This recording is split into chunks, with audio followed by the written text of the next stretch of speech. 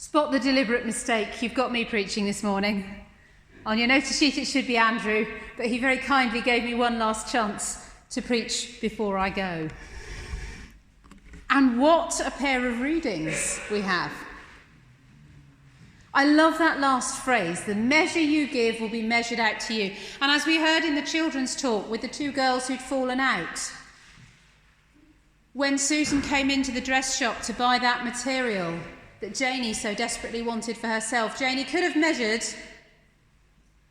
the rough and grubby end and kept the nice bit for herself, but she chose to measure for Susan the best of the fabric, not realising that it was going to be Susan's apology gift to her. Now, life's not often that neat. It's a very heartwarming story, but life's not often that neat. You can love someone and love someone and love someone and love someone and never get anything back ever from them. But that's not really what it's about.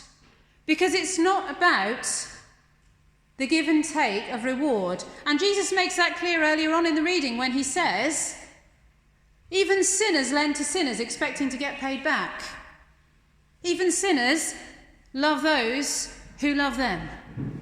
We have to go one better than the typical human response. We are being called to be superhuman, to be more than human, to go above and beyond what might be expected. In Alresford, where I grew up, there was a sweet shop run by a lady called Charmaine, who was very lovely.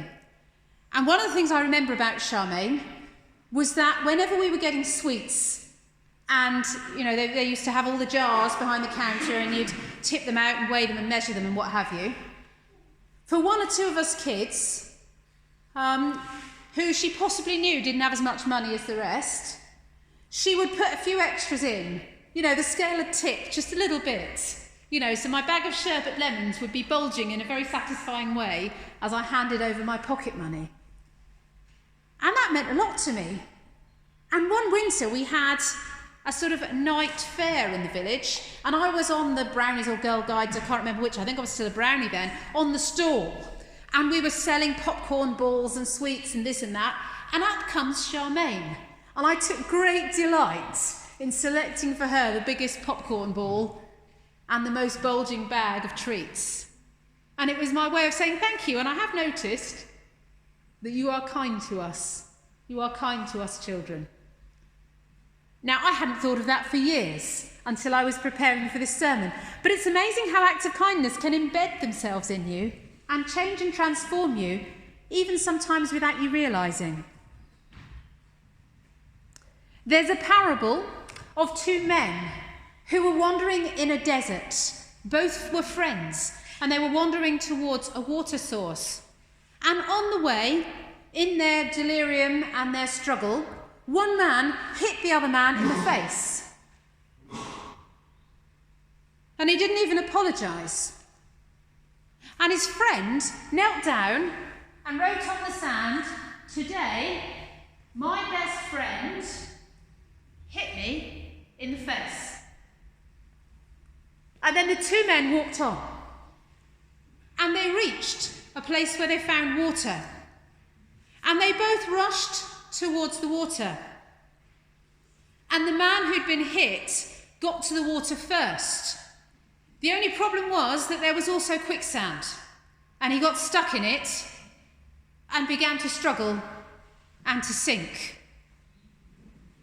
And the friend who had hit him earlier saw what was happening, quickly took off his cloak, stretched it out to his friend, and pulled him out of the quicksand.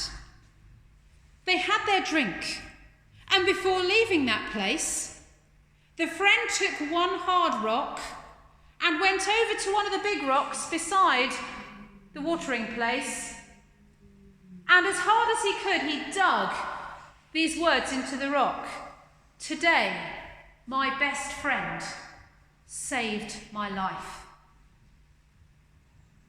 And as they walked on, his friend said to him, "I've got a question for you. When I hit you earlier, you wrote it in the sand. When I saved you, you carved it on a rock. Why?" And his friend said, when someone wounds you, write it in the sand so that the winds of forgiveness can smooth it away over time. When someone does you good, you should carve it on a rock so that it can be remembered always. I wonder how many of us do that in our lives. Sometimes it is easier to remember the negative things, to remember the bad things, to remember the things that have hurt us, to mull over them, to think over them, to give them time and space in our head and our heart. And God calls us not to do that, but to do the opposite, to love our enemies. And part of loving our enemies is to be disciplined in the ways we think about people. So if someone is your enemy and you spend time thinking about all the things they've done wrong to you, and that's as far as it goes, it's going to be incredibly difficult to love them if all your thought space is taken up with all the negative things about them. It's a lot easier to love your enemy if you start looking for the good in them, and if you start looking for the humanity in them, and if you have a good, humble perspective on all the different ways that you're a ratbag. You know, it does help sometimes to think about your own sins, not to wallow, oh, I'm a worm, I'm wretched, I'm awful, God will never love me, let me go and bury myself in the dirt up to my neck. You know, that doesn't help. But to think healthily about our own sins and our own wrongs, and the people we've hurt, to have a realistic perspective on ourselves, enables us to see that the person who's hurt us is probably not a monster. They are probably a human being who's as messed up in their own way as we are in ours. And how we treat others is what God is watching. There was once a preacher who preached a sermon on this topic in his church. And as part of the sermon, he said, and I'm going to ask you the same question, put your hand up if you would consider that at some time in your life you've had someone who's been an enemy. Even if it's only briefly, put your hand up if you've had someone who's been an enemy. Yeah? Who's behaved like an enemy towards you, who's hurt you in some way, even if it's only a small way. So there are one or two people in this congregation who've never been hurt. Wow, that's amazing. I've been hurt lots of times by lots of different people. Anyway, he preached this sermon, and the whole congregation put their hand up, because they'd all been hurt at one time or another, except for this one man at the back who never put his hand up. And the preacher said, wow, that's amazing. You have no enemies. Can you come to the front? And the man came to the front, and he was 98, so it took a while. And he came to the front, and he stood at the front, and the preacher was waiting for these pearls of wisdom to drop from this man's lips. And he said, can you tell me how it is that you've managed to go through life and not have any enemies? Well, said the old man, it's because they're all dead.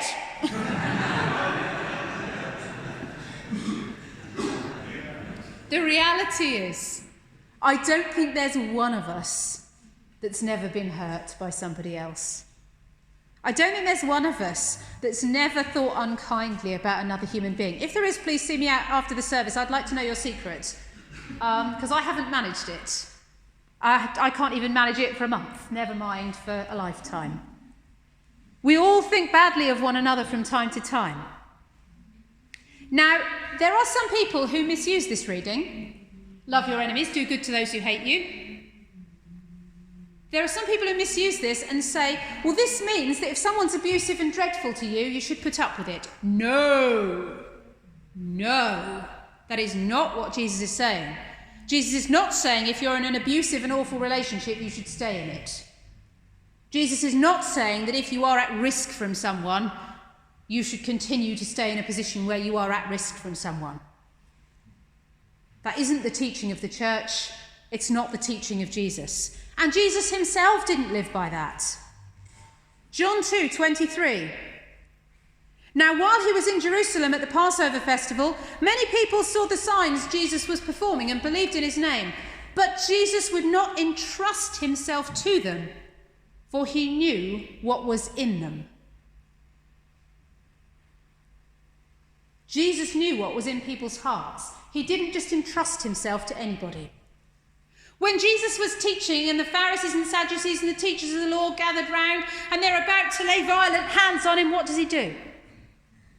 He legs it. He sneaks off. He disappears. He doesn't stick around to be lynched by a mob. Because he's not stupid, and neither should we be. We're not being called to be stupid. Wise as serpents, harmless as doves. You can love someone from a distance. You can do good to them without putting yourself within reach of their fists.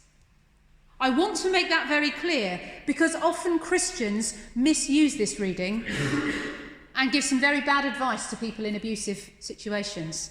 That's not what this is about. What it is about being disciplined in your thoughts and your hearts and your actions so you don't go out and wrong the person who's wronged you. Now, I've sort of titled this last little bit of the sermon, How to Spiritually Lose Weight. There are a number of ways we can spiritually lose weight. One way is not to carry a grudge. Grudges are heavy. Don't carry a grudge. It'll weigh you down. Somebody once said carrying a grudge around and nursing a grudge against an enemy is a bit like you drinking poison and expecting them to die. It's a bit like you drinking poison and expecting them to die. All you're doing is you're poisoning the well of your heart. You're weighing yourself down, carrying something around that may or may not affect them, but it's going to affect you a great deal more. A pastor in America once had a tragic phone call. He discovered via phone call that his wife, June, who was pregnant with their child, had been killed in a car crash. In the aftermath of the car crash, he discovered that the driver of the other vehicle was a man called MatthewCh5Vs43onwards, who worked at the local fire station and had been coming back from a long shift and was very tired. He'd fallen asleep at the wheel. His car had careered into June's car and killed her and their unborn child. At the trial, Pastor John pleaded for a lighter sentence for the driver. He visited Matt in prison, and when Matt was released, the two men met regularly for coffee and conversation. And Matt's journey to faith began. It's almost impossible for us to imagine that kind of forgiveness. But that is the kind of forgiveness to which we are called. Another way to spiritually lose weight is don't burden yourself with the weight God is meant to carry. Do you know what? Judging people is above my pay grade. Because I'm not omniscient. I don't see everything. I don't know everything. That's God, not me. I only know a few facts, and somebody else might know different facts. And put it all together and we might sort of roughly make a picture of what's going on, but I can't judge. I can point out, I can warn, I can caution people, I can say it looks like you're going in a really dodgy direction there, but I can't judge. That's above my pay grade. Corrie ten Boom, famous writer of The Hiding Place, wrote about her life protecting Jews from the Nazis, her subsequent life in the concentration camps when they were discovered, and her ultimate encounter with a guard from one of the concentration camps who had been partly responsible for the death of her beloved sister Betsy. The guard had listened to her speak about forgiveness, and he wanted there to be reconciliation between them, and he held out his hand to Corrie. And in that moment, Corrie did not have the strength to forgive that man for the death of her sister and the horrors that she had seen. But she told herself, I don't have to do it all in one go. All I have to do is stick my hand out and God will do the rest. And that's what she did. And as their hands met, she felt, by the power of God, a tremendous flow of love and forgiveness for this man. And the two of them were reconciled. Corrie also told a story of a time when she was a child and she was walking with her father to the station, and her father had a heavy case, and Corrie wanted to carry this case, but she couldn't lift it and she was sort of dragging it along. And he said, I'll carry that because that's too heavy for you at the moment. I'll carry it. When you're older and stronger, you'll be able to carry things like that, but not now. We are not meant to carry the weight of judgment. That's God. That's a suitcase too heavy for us. We need to let God carry that. We can barely carry ourselves. So we can spiritually lose weight by not holding a grudge. We can spiritually lose weight by not carrying the responsibility to judge. We don't have to burden ourselves with means testing people to see if they're worthy of forgiveness or our help or our love. The Bible gives us that marvellous vision of the kingdom of heaven being like a net of fish. You catch the net of fish and they're all mixed in together and they're pulled in and then they're sorted. God can do the sorting. That's not our job. I want to finish with one more story, one more image. A small boy on the beach.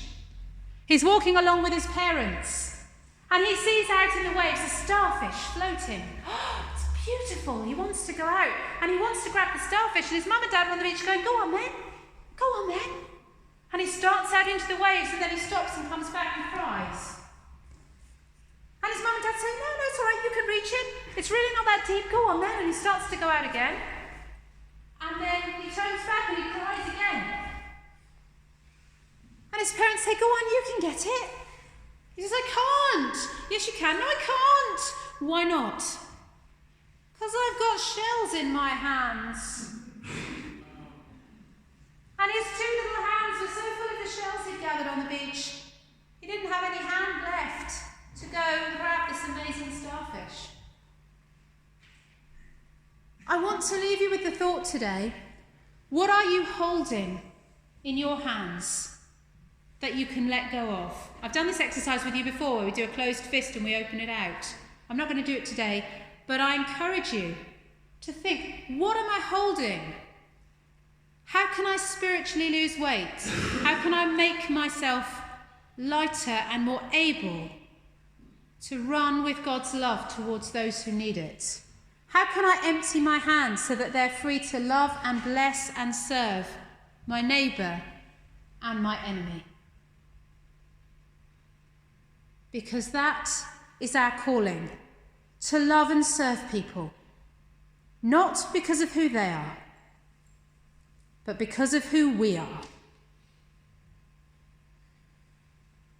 Amen.